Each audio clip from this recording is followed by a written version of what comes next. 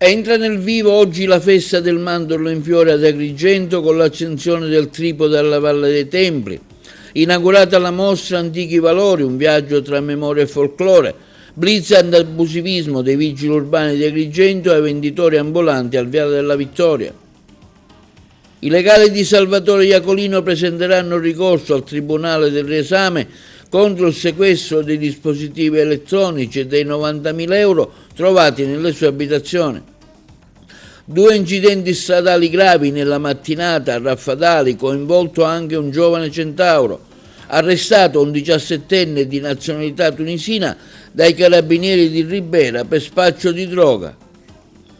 Oggi 19° congresso territoriale della UIL provinciale di Agrigento. Si è discusso di sostenibilità, salute e sicurezza al Gallo Sciascia. Ecosistemi viventi, clima, ecologia, cibo e benessere, questa è la 2 giorni organizzata dall'Accademia Studi Mediterranei di Agrigento alla Sala Zeus del museo.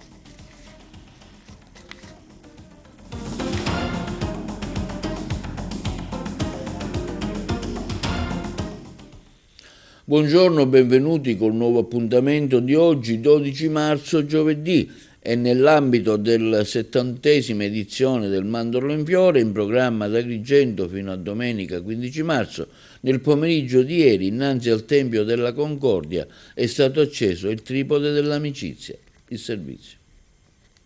Nell'ambito del Mandorlo in Fiore 2026, in programma ad Agrigento fino a domenica 15 marzo, ieri innanzi al Tempio della Concordia è stato acceso il tripode dell'amicizia, testimoniando e rilanciando i valori della pace, dell'unione tra i popoli, temi conduttori dell'evento.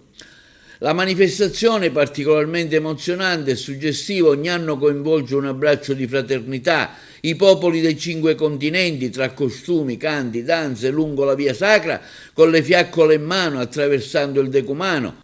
La cerimonia del tripode ha ufficialmente inaugurato il 68° Festival internazionale del folklore, al quale hanno partecipato i gruppi provenienti da Bulgaria, Colombia, Croazia, Georgia, Kosovo, Macedonia, Malta, Messico, Romania, Perù, Serbia, Ucraina e Ungheria. Meraviglioso e originale è stato lo spettacolo dei droni. Concordia Mundi che ha illuminato la Valle dei Templi. Sì, è stato qualcosa di emozionante, a prescindere dal messaggio di pace, di fratellanza, di concordia che è partito qua proprio con l'accensione del tripode, ma lo show dei droni poi finale, dove il messaggio di pace si è amplificato e tutti hanno potuto vederlo, è stato qualcosa di veramente grande. Io spero che questo messaggio riesca a uscire fuori dal nostro territorio, raggiungere il mondo, raggiungere tutti i governanti e veramente gridare pace. A tutti voi che siete venuti. Avevamo promesso un'edizione strepitosa, vedere la gente con le lacrime agli occhi, l'emozione di questa sera credo che resterà veramente nei cuori di tutti. Qualcosa di mai visto ad Agrigento, mai visto in Sicilia. Un mare di gente che ha salutato, che ha battezzato questa cerimonia che sia il vero inizio della manifestazione, una cerimonia alla quale abbiamo sempre dato il massimo dell'importanza e quest'anno appunto per esaltare la tradizione di pace che ogni anno parte da Agrigento.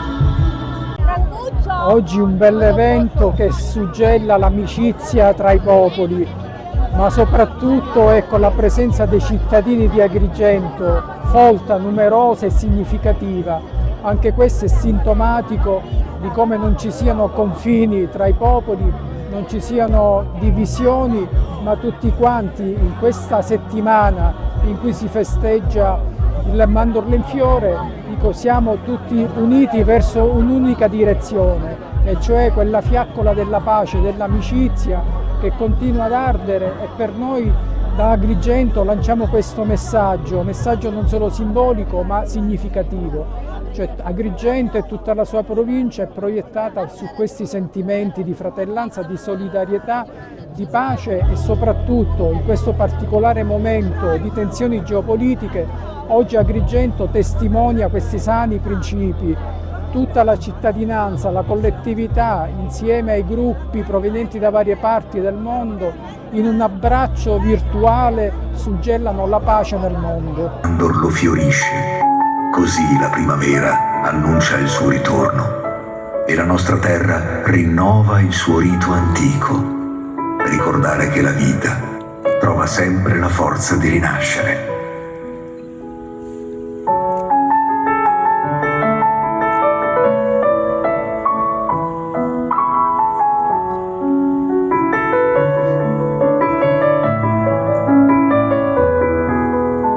Che cos'è un fiore, se non una promessa che prende forma?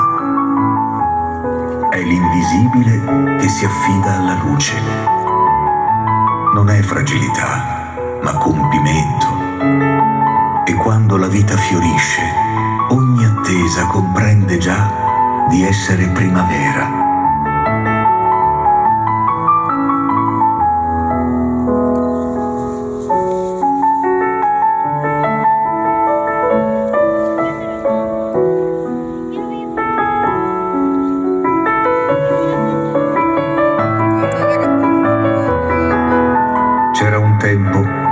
Bastava un soffio per dissolvere i confini. Da bambini offrivamo all'aria ciò che tenevamo tra le mani, lasciando che fosse il vento a scriverne la rotta. Non era leggerezza, era una forma antica di fiducia.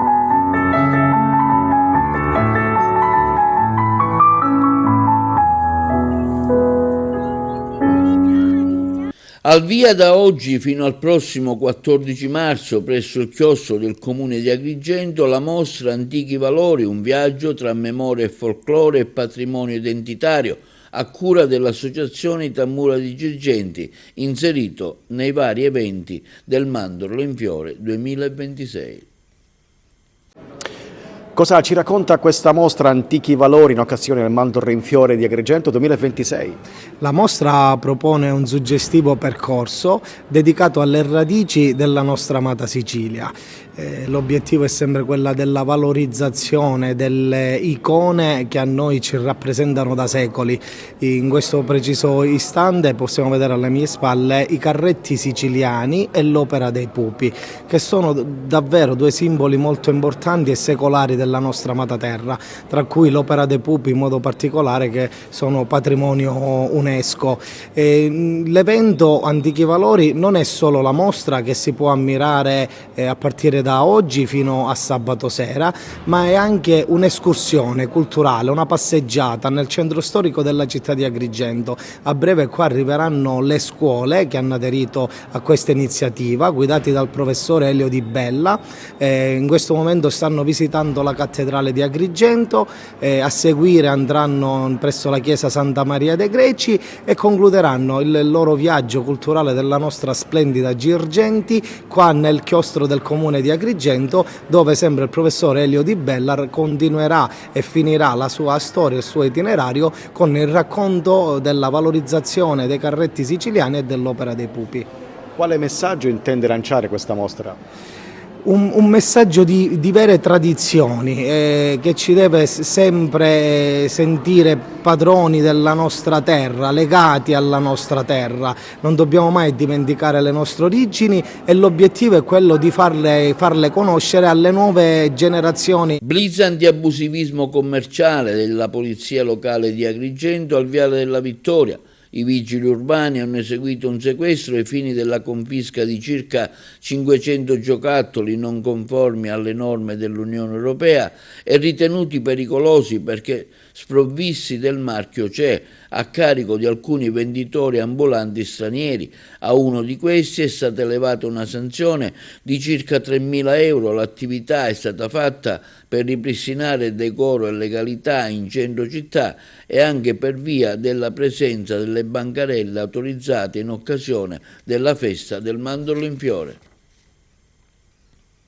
Gli avvocati Giuseppe Di Peri e Arnaldo Faro, legali difensori dell'ormai ex direttore generale del Policlinico di Messina, Salvatore Iacolino, presenteranno ricorso al Tribunale del Riesame di Palermo contro il sequestro dei dispositivi elettronici e dei 90.000 euro trovati nell'abitazione del manager.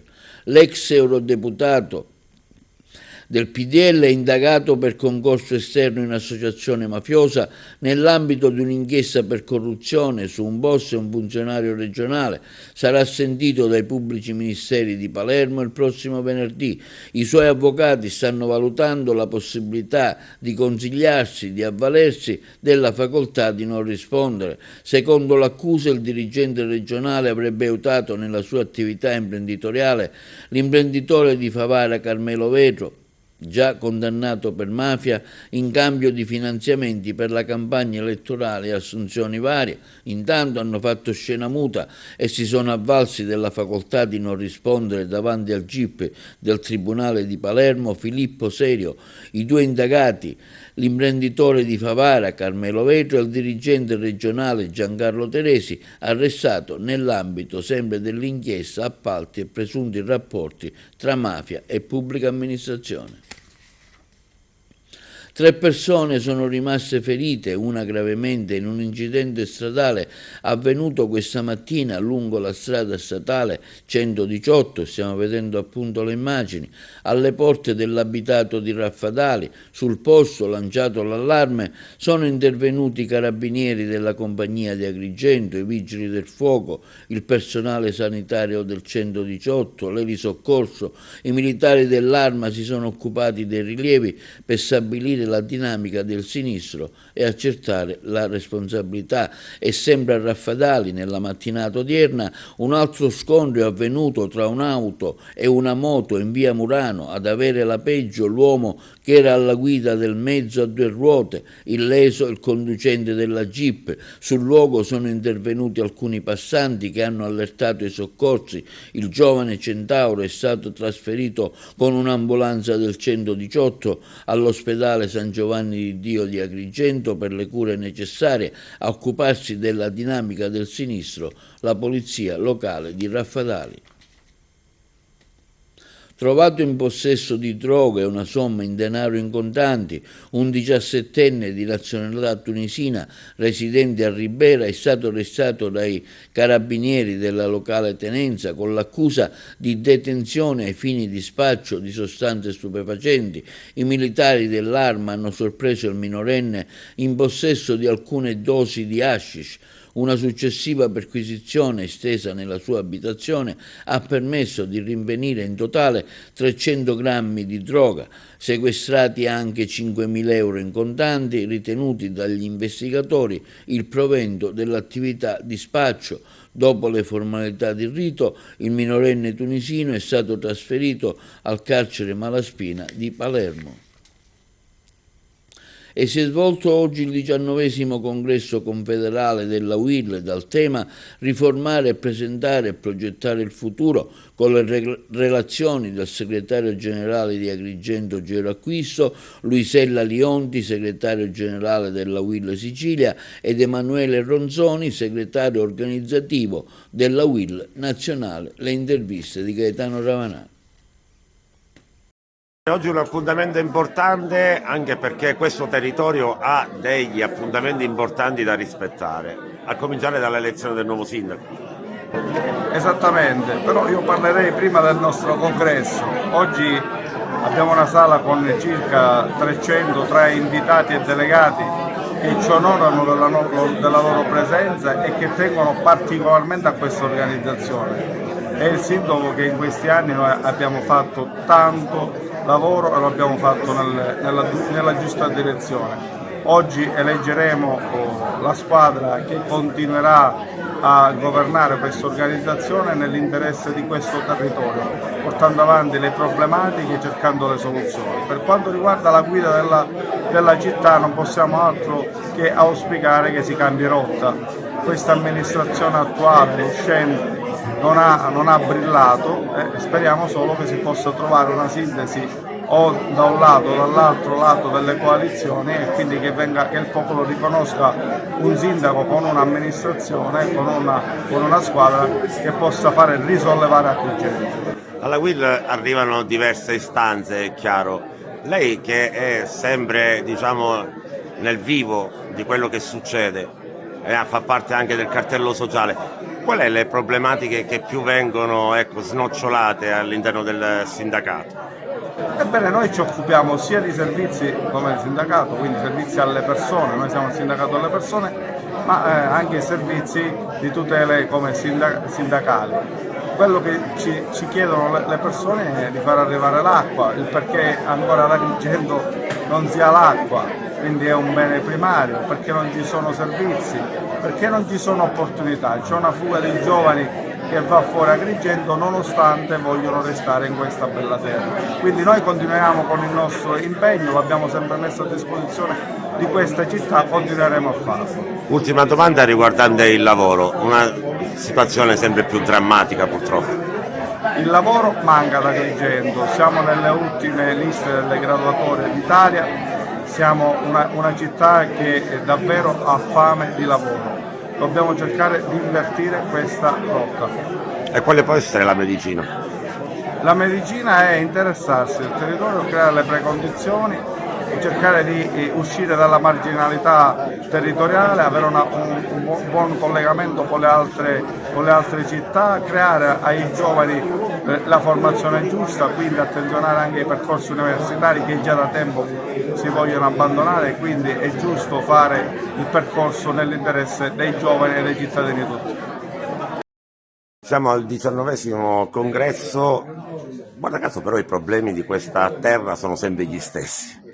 Sì, oggi si svolge un momento di festa, la festa per il congresso della UIL di questa bellissima città di Agrigento. Sì, i problemi in questo territorio sono sempre gli stessi, storici direi, l'acqua, la questione delle infrastrutture, dei trasporti, della viabilità e quindi di conseguenza lo sviluppo del territorio e il lavoro. Questi sono alcuni degli argomenti che tratteremo oggi in questo importante assise congressuale. Da qui parte l'impegno della nostra organizzazione della UIL su questo territorio, su questa regione e su tutto il livello nazionale. Noi stiamo chiedendo con forza al governo nazionale, lo chiediamo alle amministrazioni locali, che ci sia più attenzione sul mondo del lavoro. Per far ripartire questa regione, per far ripartire questo territorio, c'è bisogno di investire sul lavoro, quindi vuol dire aumentare il salario delle persone, la capacità di spesa, aumentare i consumi e creare sviluppo del territorio. E poi attenzione massima per i servizi. Sanità, infrastrutture e trasporti sono i 3 pilastri fondamentali sulle quali si deve impegnare la nostra organizzazione e si impegnerà la nostra organizzazione nel prossimo futuro, per dare una risposta alle tante lavoratrici, ai tanti lavoratori, ai pensionati, alle pensionate, ma soprattutto una speranza ai giovani di questa bellissima città. Dato lo stato di salute del sindacato UIL in provincia di Agrigento. Ma il stato di salute direi è ottimo, è un'organizzazione, la nostra organizzazione Congero ha portato la UIL come in tanti settori prima organizzazione. I nostri servizi sono sempre pieni di persone che vengono a chiedere informazioni ma soprattutto chiedono assistenza. Per quanto riguarda la parte politica, chiaramente è una città che ha bisogno di tutto, di infrastrutture, ha bisogno di acqua, ha bisogno di lavoro. Ecco, queste sono le nostre grandi sfide di domani e oggi questo congresso sarà pieno di proposte. Ecco, ma le proposte più significative secondo lei da dove potrebbero scaturire? Le proposte chiaramente sono quelle che sono sempre le stesse, quelle che chiediamo lavoro, dignitosi innanzitutto, chiediamo investimenti, una viabilità vera, che Agrigento finalmente sia collegata innanzitutto a Palermo. Ecco, poi ci sono anche altri temi che sono quelli dell'acqua, ma ci sono temi che sono quelli di portare, perché questo sito archeologico deve diventare fiore all'occhiello non soltanto della Sicilia ma di tutta l'Italia. La consigliera comunale di Agrigento, Roberta Zicari, è stata nominata coordinatore cittadino dell'UDC, Unione di Centro per la città di Agrigento. Avvocato, Roberta Zicari siede nel Consiglio Comunale della Città dei Templi ed è attualmente presidente della 6ª Commissione Consiliare Permanente al Palazzo dei Giganti. La nomina di Roberta Zicari rappresenta una scelta di grande valore politico e amministrativo, ha dichiarato il coordinatore regionale dell'UDC Decio Terrana.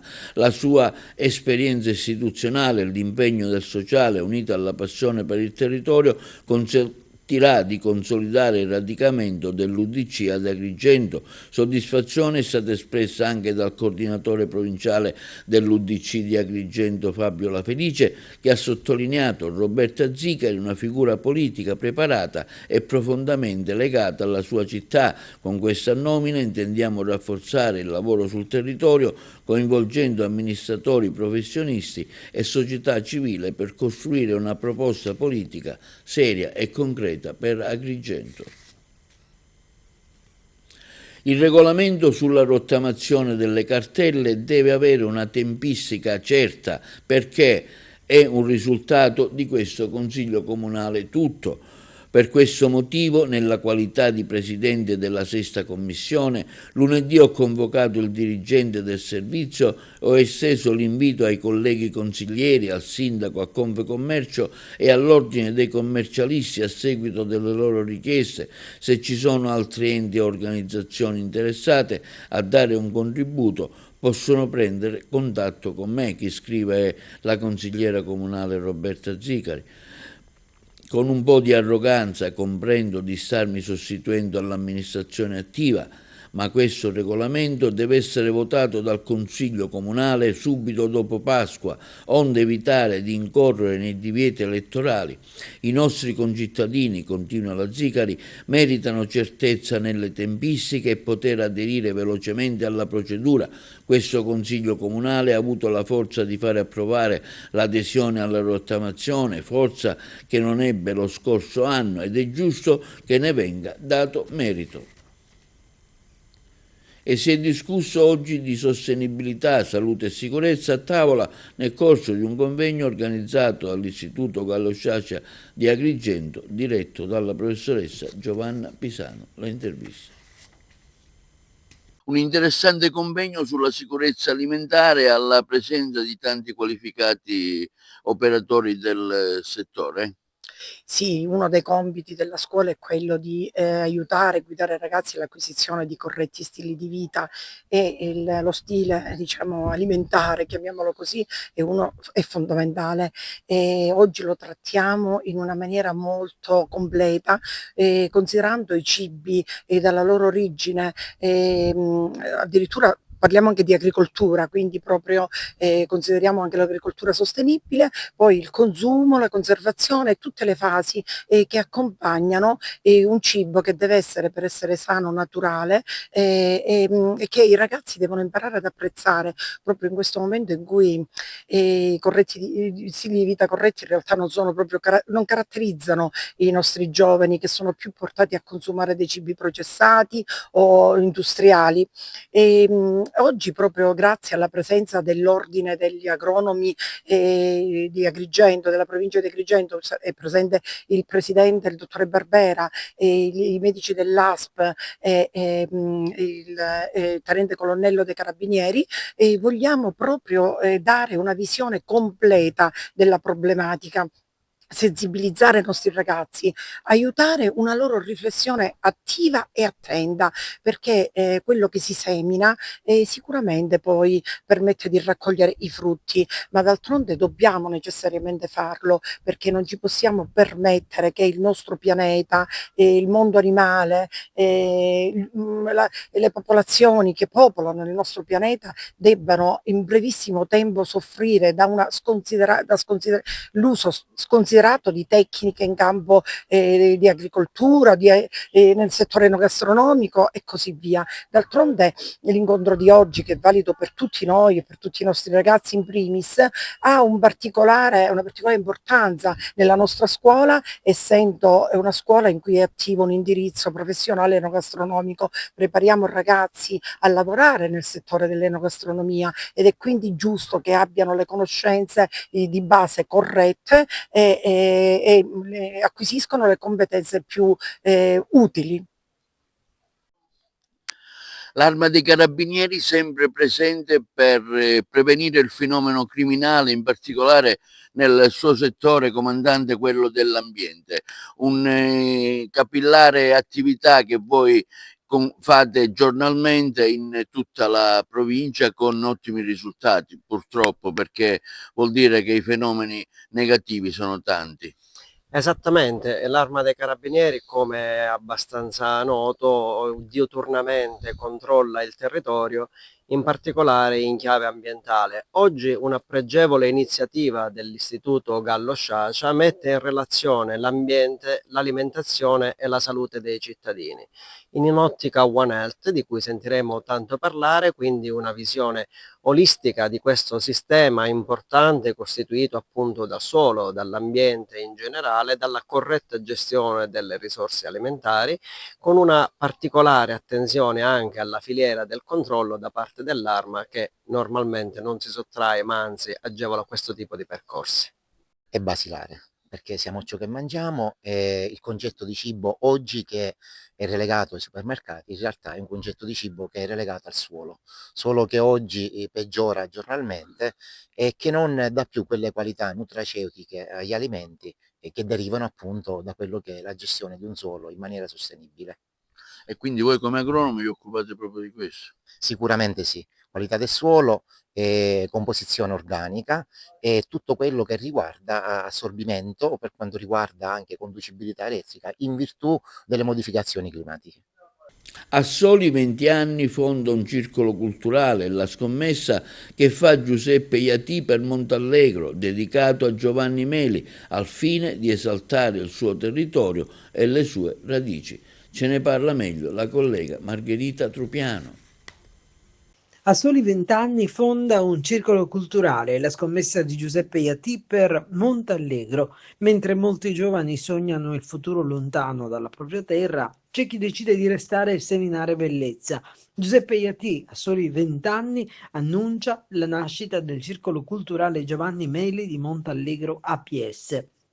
Una realtà che nasce con un obiettivo nobile, esaltare il territorio e le sue radici. Il giovanissimo presidente Iatì lancia un messaggio di amore per le proprie origini. Credo profondamente, dice, nel potenziale della nostra terra. Il circolo nasce per unire scrittori e rappresentanti della cultura, rendendo Montallegro il fulcro culturale del nostro territorio. Si tratta di una vera e propria dichiarazione di fiducia nel futuro. In Sicilia, continua, è in atto una rivoluzione culturale. Il progetto punta a valorizzare l'identità locale e a creare nuove opportunità di confronto per tutta la comunità.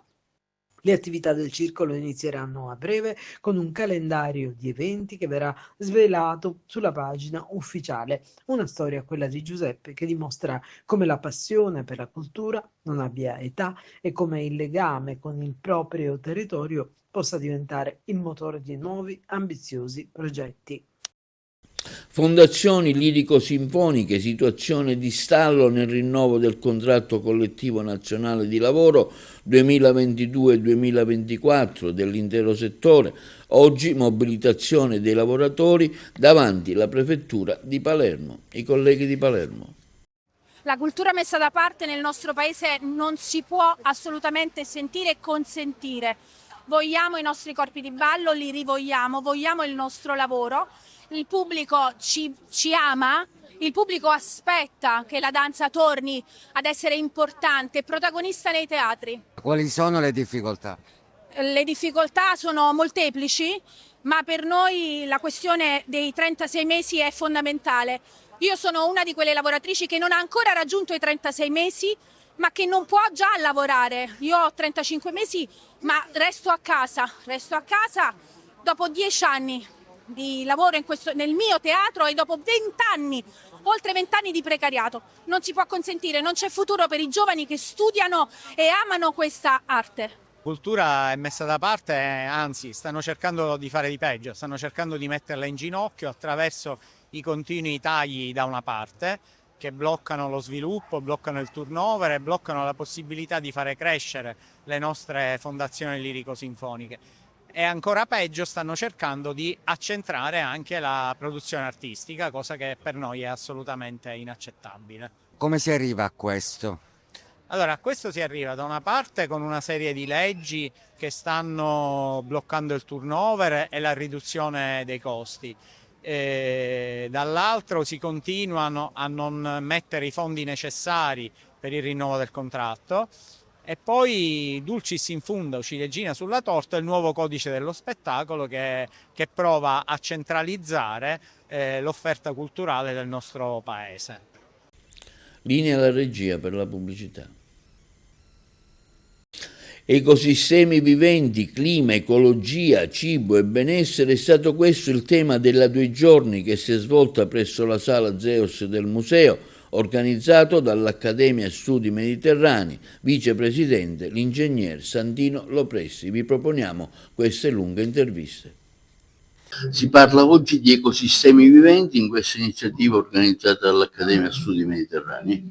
Sì, questo era un convegno già programmato dall'Accademia degli Studi Mediterranei quando era invitata la professoressa Gallo. Noi abbiamo voluto dare continuità e realizzarlo perché riteniamo che sia un tema importante. Lei ci teneva molto a questo perché, come dire, era un parlare ai giovani, un parlare a noi tutti, perché lei vedeva che giorno dopo giorno vi è un degrado ambientale in cui spesso noi parliamo ma non si fa molto, non si agisce, e lei era convinta che bisognava fare un movimento ecologico mondiale per poter essere forte da imporre ai tanti governanti di entrare in questa logica, perché noi abbiamo visto che tanti trattati o tante convenzioni che sono fatte nel mondo, al cambiare dei presidenti delle nazioni, si modificano in negativo chiaramente, e quindi, come dire, c'è un ritorno indietro rispetto a quello che la natura è. E lei poi diceva, l'umano diventa disumano nell'aggredire la natura. Questo, ecco, noi dobbiamo averlo chiaro, la natura non va aggredita, la natura, noi non possiamo adeguare la natura a noi, ma è noi che ci dobbiamo adeguare alla natura, perché così è sempre stato e così dovrà essere se vogliamo, ecco, veramente a questo mondo da qui a non molti anni, perché le previsioni sono che entro il 2050 la temperatura aumenterà di 1,5 gradi.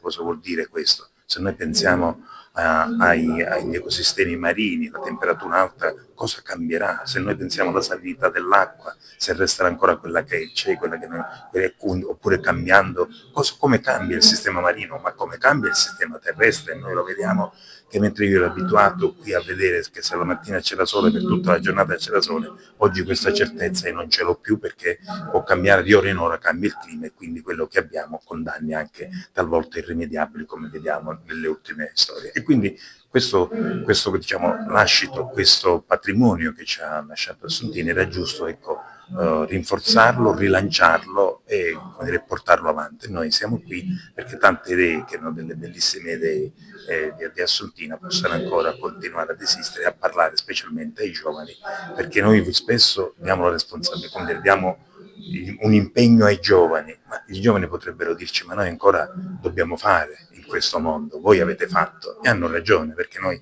spesso diciamo ai giovani che ci vogliamo che i giovani facciano, e noi cosa abbiamo fatto? Quindi non solo dobbiamo chiedere che facciano, ma dobbiamo anche fare noi. Ecco, se ne discuterà anche domani.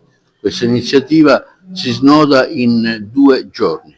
Sì, se ne discuterà domani, perché noi inizialmente avevamo previsto che si parlasse, come dire, di ecologia, successivamente abbiamo capito di abbinare, grazie ad una partnership che abbiamo fatto con un'associazione di Palermo, che si parlasse di cibo e di salute, perché possono sembrare non collegati, quello che è il clima, così non è invece, perché tutto, cioè un clima sano produce, diciamo, anche salute, quindi cibo sano e quindi benessere.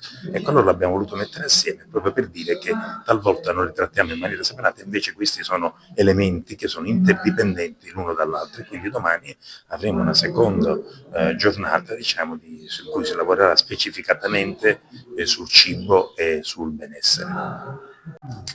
Prefetto, questo interessante convegno dove si parla di cibo, qualità della vita, di dieta mediterranea, di ambiente, quanto è importante? Ecco, lei ha voluto partecipare a questa iniziativa dell'Accademia Studi Mediterranei. Sì, io ho voluto partecipare perché direttamente interessato non tanto sugli aspetti riferiti al cibo e al benessere personale, quanto invece alle altre tematiche che riguardano l'ambiente, che riguardano tutto il nostro ecosistema, Io voglio sottolineare che il nostro territorio non è esente assolutamente da problematiche che comunque sono correlate all'ecosistema e all'ambiente, quindi fenomeni che abbiamo abbastanza presenti, quali l'abusivismo edilizio, l'erosione delle coste, il deposito incontrollato di rifiuti, sono tutte fenomenologie che comunque impattano con l'ambiente e quindi provocano ripercussioni sull'intero ecosistema. Bene, cosa c'è da fare? Beh, c'è tanto da fare, ma soprattutto prendere consapevolezza che il nostro territorio non è assolutamente esente dai cambiamenti climatici. Quindi noi assistiamo giornalmente a un clima veramente incontrollato e incontrollabile. Quindi questo è sintomatico che, come tante altre parti del mondo, anche il nostro territorio subisce le conseguenze dell'inquinamento. Quindi ecco, cominciamo a prenderne coscienza di questo. Mi fa piacere che oggi i giovani, gli studenti siano presenti, perché a cominciare da loro possiamo cominciare a fare riflessioni su queste tematiche che sono assolutamente di estrema attualità e di fondamentale importanza per tutte le generazioni, non solo adulti ma soprattutto i giovani. Nome e cognome per i titoli nella qualità di... Tengo io. Dario Russo, Università degli Studi di Palermo, docente di design. Ecco, parliamo di questa iniziativa, un'iniziativa importante che parla di tante attualità, di sistema, di ambiente, di cibo, insomma, quanto è necessario discutere di queste cose? I temi sono sicuramente rilevanti, cruciali, l'ambiente, il cibo, il clima, sono temi strettamente intrecciati che coinvolgono discipline e competenze molto diverse. Il design è lo sfondo nel quadro del benessere e il design è la disciplina ideale come collante per portare avanti una discussione articolata su questi temi molto complessi, perché il design è considerato una disciplina cerniera, ponte, in grado di connettere molte discipline e saperi diversi, in grado di far comunicare l'estetica con l'ingegneria nucleare. Che messaggio si lancia da questa iniziativa? Il messaggio fondamentale è che abbiamo a che fare con temi molto rilevanti che rappresentano le sfide del futuro e dobbiamo approcciarli, metterli a fuoco e predisporre soluzioni operative e progettuali per configurare un ambiente migliore. Ecco, sono tanti partner i relatori che oggi parleranno di questo tema. Il tema si articola in due momenti fondamentali. Il primo è dedicato all'ecologia e all'inquadramento del tema generale. E qui propongono la loro relazione il professore Butera, Politecnico di Milano, che ragiona sul clima e sull'ecoagricoltura, poi la professoressa Ruta Valevic, dell'Università di Vilnius, che propone delle sperimentazioni operative progettuali sul campo, e poi il mio intervento, Dario Russo, Università di Palermo, dedicato al cosiddetto circolo tecno-antropologico, in cui tento di definire il funzionamento del comportamento umano in relazione alla tecnica e alla definizione di nuove strategie che devono essere pensate in relazione al clima e al cibo. Domani la giornata è totalmente dedicata al cibo e quindi vanno in scena il professor Mario Bisson del Politecnico di Milano, che ci offre uno sguardo visionario, sistemico, orientato alla configurazione di un benessere dedicato anche alla dieta mediterranea. Poi la professoressa Carla Langella dell'Università di Napoli Federico II, che ci offre una riflessione sulla gastrofisica, una disciplina molto nuova che mette insieme la gastronomia e la psicofisica, basata sulla sollecitazione sensoriale. Poi il professor De Ponti, che parla di filiera alimentare, e infine un professore giapponese dell'Università di Tokyo che ci offre un confronto suggestivo tra le diete giapponesi e quelle mediterranee, italiane in particolare. Parliamo di questa iniziativa, oggi lei è qui a questo interessante convegno organizzato dall'Accademia Studi Mediterranei. Ecco il senso della sua relazione. Io racconterò alcuni progetti sviluppati all'interno dell'Hybrid Design Lab, che è un laboratorio che condivido con una serie di ricercatori e di studenti di diversi ambiti, non solo del design ma di diverse discipline anche scientifiche, e lavoriamo proprio sul cercare di implementare le ricerche scientifiche e del design per migliorare la qualità della vita delle persone. In questo evento si parla proprio di qualità della vita legata agli stili di vita, legati al cibo e legata all'ecologia, quindi alla sostenibilità ambientale e io aggiungerei anche sociale. Il design è fondamentale perché è in grado di indurre le persone a scegliere stili, modi di vita, abitudini che possono portarli a migliorare la qualità della loro vita, non solo attraverso gli oggetti che sono importanti e che comunque hanno un ruolo di indurre le persone a fare delle cose, a farle in un certo modo, ma anche attraverso per esempio la comunicazione che veicola alcune conoscenze che magari partono come conoscenze scientifiche complesse e attraverso il lavoro dei designer diventano comprensibili, non perdono la loro complessità, mantengono il rigore scientifico, ma diventano assimilabili dalle persone, quindi consentono alle persone di trasferirle alla loro vita quotidiana.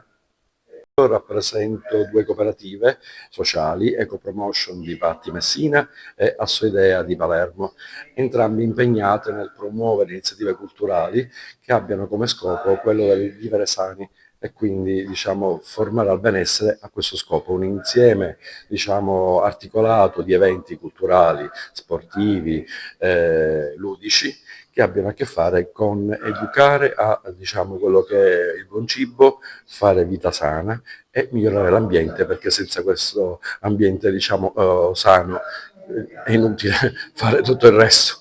Ecco, lei ha fatto un intervento interessante sui tempi della natura e sui disastri che l'uomo sta provocando all'ambiente.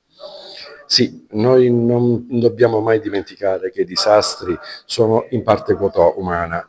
Noi abbiamo gestito i nostri territori in maniera cieca, non pensando che, esempio, stringere un fiume all'interno di un alveo cementificato, quando poi succedono le piogge straordinarie, quest'alveo non ce la farà mai e quindi se abbiamo allagato le nostre città e abbiamo generato questi disastri, forse dobbiamo metterci la mano sul cuore e fare un atto di coscienza e dire che è nostra colpa. A me pagano la colpa molto spesso gli ultimi, allora questo non è corretto, noi dobbiamo rivedere il nostro territorio, dobbiamo vedere i nostri modi di vivere che siano più sani, quello che è successo alle nostre coste, in cui abbiamo edificato e cementificato fino a dentro la spiaggia, se poi il mare se l'è ripreso, forse ha fatto il suo, arrabbiandosi nel momento in cui madre natura si scatena, è più lenta di noi. Noi tendiamo a pensare che noi siamo tutto, noi siamo parte. Se non abbiamo considerazione dell'insieme, non lamentiamoci poi che l'insieme ci elimina. Italia e Giappone si trovano, sembra lo stesso tipo di modello per cucina. Tutte e due rispettano molto materiali primi, però c'è una piccola differenza. I giapponesi preferiscono, pensano time zero, tempo zero, invece gli italiani rispettano molto chilometro zero, e quindi un po' diverso, cioè vuol dire, i giapponesi vanno a viaggiare da qualche parte per mangiare qualcosa molto fresca, invece gli italiani viaggiano per proprio godere il proprio territorio, quindi diverso. Va bene così. Sì. Però c'è la stessa età, Giappone e Italia hanno la stessa età di vecchiaia, invecchiano di più. Così, sì, quindi sono tanti anziani in Giappone, sia in Italia, questo sì, è questione comune. Sì. Dico, quanto è importante mangiare bene e sano. Ecco, forse quando sparano il cibo in Giappone vuol dire di solito per salute, una cosa come fosse una cosa tecnica o funzionalità. Invece gli italiani mangiano più proprio per godere la vita. Casa della Comunità, inaugurate 2 nuove strutture nel Messinese, i colleghi di Messina. Prosegue il potenziamento della sanità territoriale nella provincia di Messina. L'azienda sanitaria provinciale ha inaugurato 2 nuove case della comunità di tipo SPOC nei comuni di Valdina e Novara di Sicilia. Alla cerimonia hanno preso parte l'assessore regionale alla salute Daniela Faraoni, la deputata regionale Bernadette Grasso e i sindaci dei 2 comuni interessati, Antonino Di Stefano per Valdina e Girolamo Bertolami per Novara di Sicilia. Le nuove strutture rientrano tra gli interventi finanziati dal PNRR, Missione 6 Salute, e sono state progettate per rafforzare la rete dell'assistenza territoriale, garantendo servizi sanitari più vicini ai cittadini e una presa in carico integrata e continuativa della persona. Le case della comunità rappresentano infatti un punto di accesso unico ai servizi sanitari e socio-assistenziali del territorio. All'interno delle strutture sono previsti servizi di assistenza di prossimità dedicati alle attività sanitarie di prima linea, oltre a sportelli e uffici destinati ai servizi sociali, con la presenza di psicologi, assistenti sociali e operatori impegnati nelle attività di prevenzione e nell'assistenza domiciliare.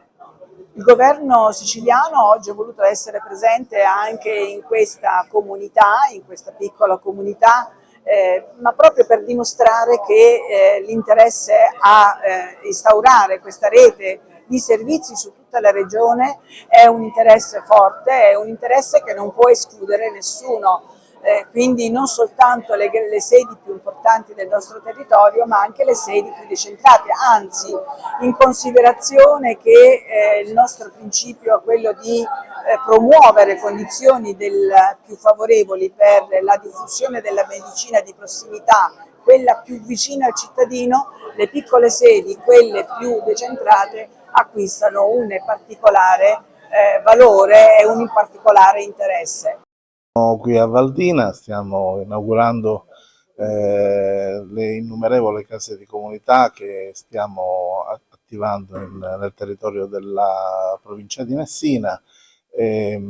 Già siamo a 12 strutture operative e entro il mese se ne aggiungeranno altre. L'obiettivo è quello di trasformare il sistema di erogazione di prestazioni sanitarie in una valenza fortemente territoriale che possa in qualche modo offrire prestazioni di salute alle popolazioni con una medicina di prossimità.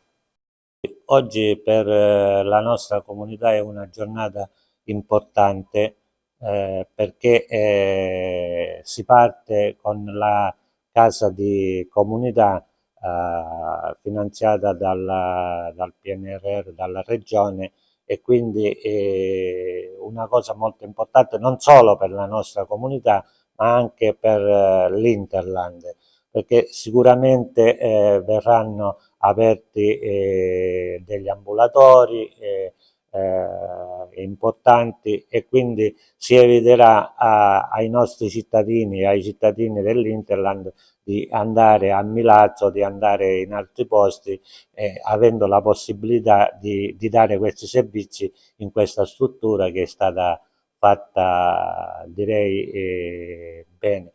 Un ringraziamento va all'ASP, al direttore QC per la disponibilità e a tutto lo staff dell'ASP.